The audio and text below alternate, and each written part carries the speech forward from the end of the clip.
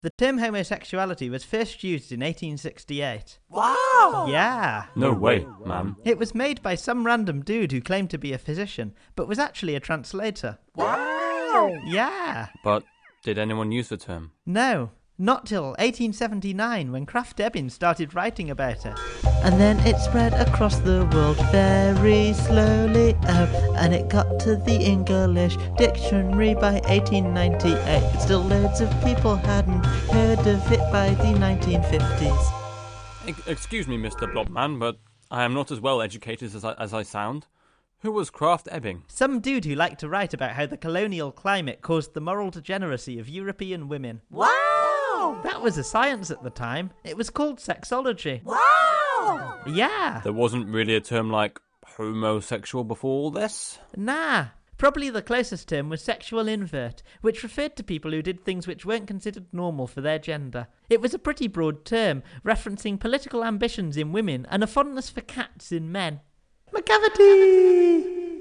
My dad liked cats. People were more concerned with sex acts and what acts were endorsed or transgressive. They didn't have the conceptual framework to think in terms of sexual desires and sexual identities. Wow! So, man, what happened once this term became popular? You can read through a load of old journals and literature which today we'd think of as gay, and find that they had very little concern with whether their desires were erotic or platonic. They didn't have a sense of internalised guilt. Their problems were more along the lines of wondering how they could live together in a society that didn't like those sorts of same-sex living arrangements, or of not seeming to be engaged in morally transgressive sex stuff. Once the term homosexual hit the mainstream, the gays ended up all sounding like angsty teens, being like, Am I homosexual? Should I be guilty about my sexual degeneracy? I was just having a nice same-sex friendship. But now it looks like I got to think deeply about the nature of my desires. With this, a homosexual became something you could be, and a way of being which people would sort of force you into if you seemed to be doing anything too gay. By thinking of yourself and being thought of as a homosexual, you became expected to lead a certain sort of life, and you often ended up falling into those expectations.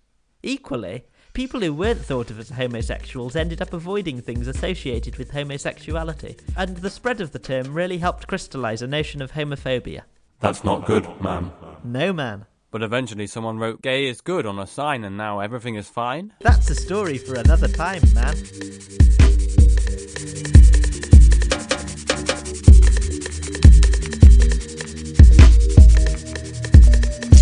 But man, who invented heterosexuality?